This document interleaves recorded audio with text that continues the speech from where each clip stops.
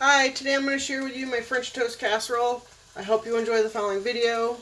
I've also warmed some nuts and added and heated some syrup. You can put whipped cream, anything you like on them. Enjoy the following video.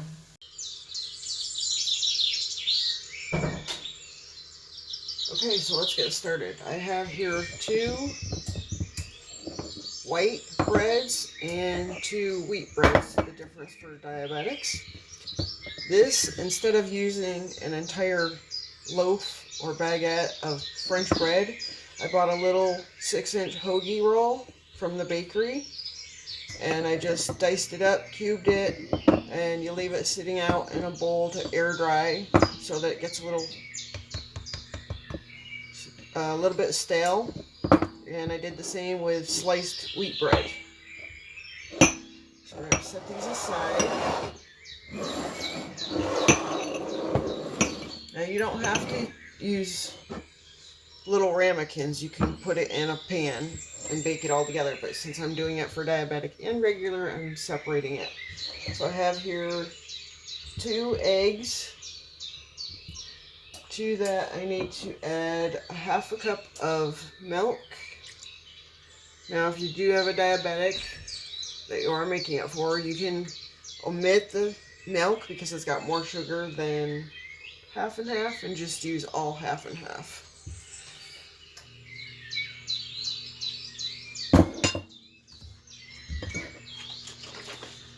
Depends on how much carb, etc. they're allowed to have in a day. Okay, so we need 2 tablespoons of half and half.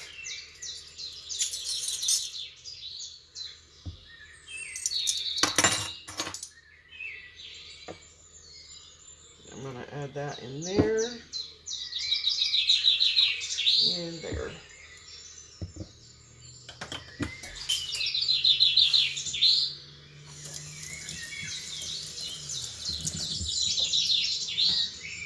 Now,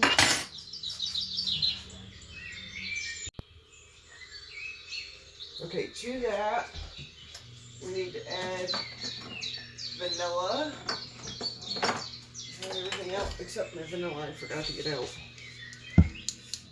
We need 1 tablespoon of vanilla.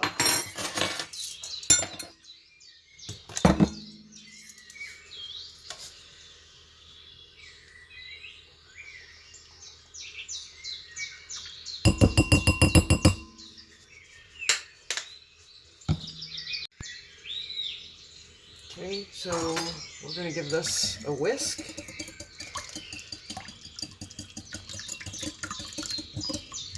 Now you can do this overnight and put it on your bread, your cubed bread, and let it sit overnight, and then in the morning just pop it in your 350-degree oven.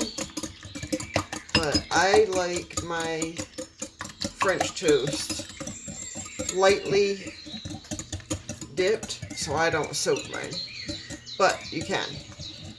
And you can have this pre-mixed, so then the next morning all you gotta do is just dump everything on, pop it in the oven, and then open gifts with your kids. And breakfast is cooking while you're opening gifts. Okay.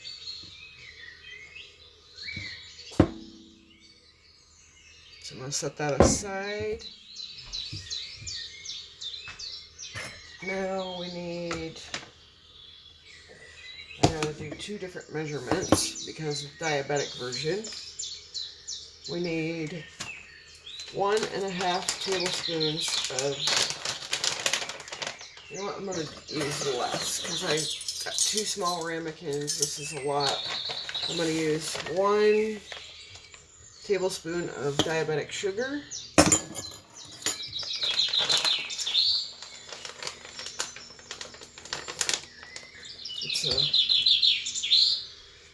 And I need also some diabetic brown sugar.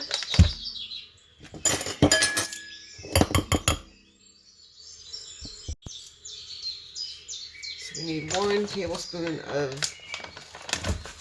diabetic brown sugar. Okay, so I'm going to set that aside for right now. I have here a half a stick of butter, and I'm going to cut it in half again and put half in the diabetic and leave half in the regular. And I need 1.5 tablespoons of granulated sugar for the non-diabetic.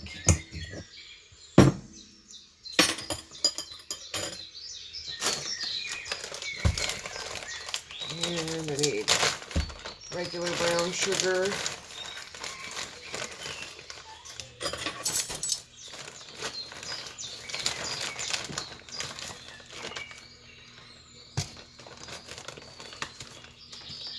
One tablespoon.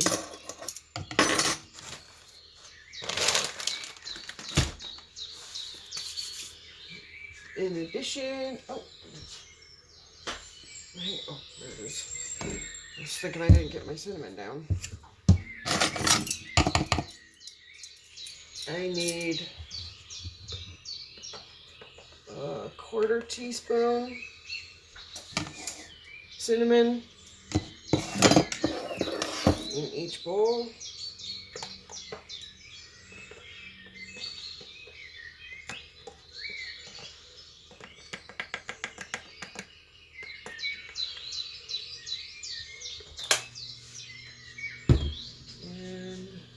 Salt.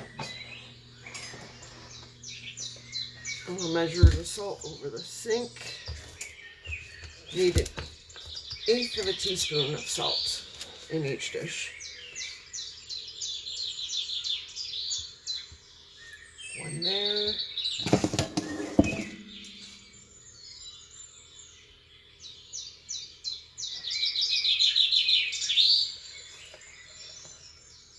And one there.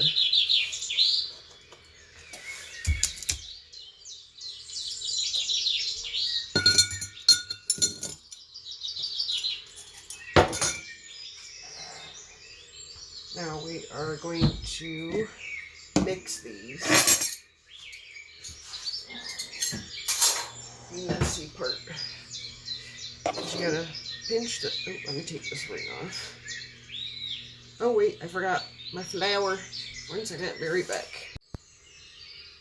Okay, so we need a 1/4 cup flour total between the two. So I'm gonna put half in each one.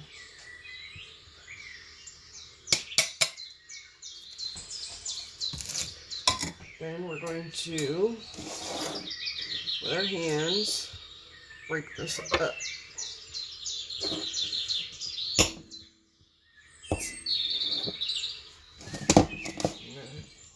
Do a little slicing of the butter to make it a little bit easier to get started.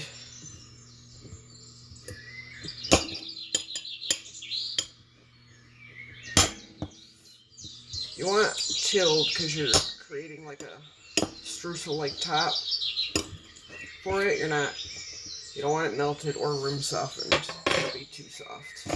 You want chunks in your flour and cinnamon sugar. So just pinch in your hand and keep mixing the flour and cinnamons into the pinches.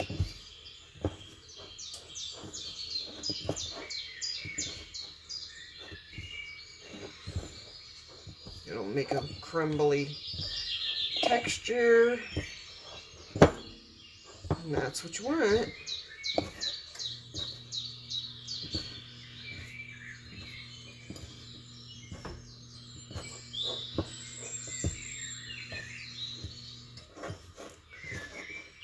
So as you see, it would be very easy to do all this prep, and then so that your butter don't get soft, if you do it the night before, just go ahead and, well, if you assemble the whole thing, you don't need to worry about it, but refrigerate it. Remember to refrigerate. But if you just want to do the prep and not assemble it until the next morning, dump your egg on and the flour mixture, make sure to refrigerate your flour mixture also so that the butter stays cold. So that's thoroughly mixed. And I'm going to do the same with this one, and I'll be right back. Okay, so we got all of our flour mixture combined. I'm going to set the regular white breads aside, and I'm going to re-whisk my egg mixture to make sure everything is thoroughly mixed. And just to make it easier to pour and make sure I divide it correctly, I'm going to pour it into a measuring cup so that I get half on each. If you're not making a diabetic version, you really don't need to worry about it. This just make it easier so I don't spill all down the side of my glass.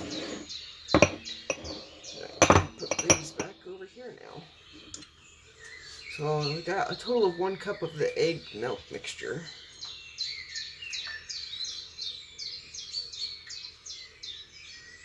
Make sure to get your top breads also, because it'll soak down through. So we're going to bake this at 350. And now if you're doing a full sheet, obviously you're going to need more of the stuff that goes on them.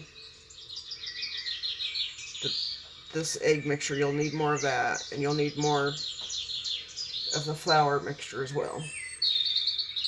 So if you're doing a full batch, you need about 45-60 minutes to bake it in the oven at 350. But since I got these little individual ramekins, I'm going to bake them at 350 for about 35-40 minutes, and I'll check on them to see if they need to be done further.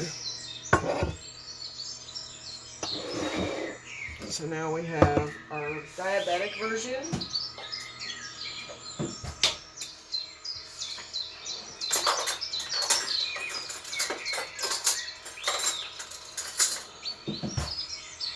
And I'm just going to go ahead and spoon it on so I don't make a mess out of everywhere, and I made a mess anyhow. Just put a nice layer across the top.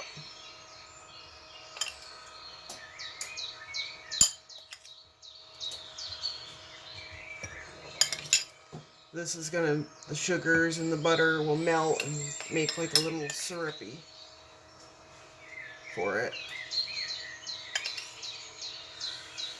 It's yummy! It's so easy, especially if you have the pre-set up.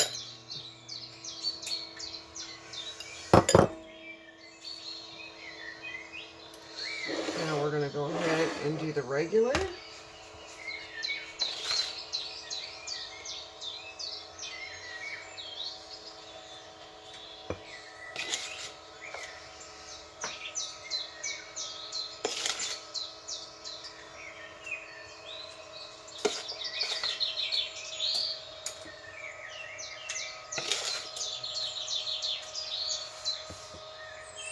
Make sure you get down in there. Ooh, piece of butter. Now a scoop. You got every little bit of butter. Butter makes it better.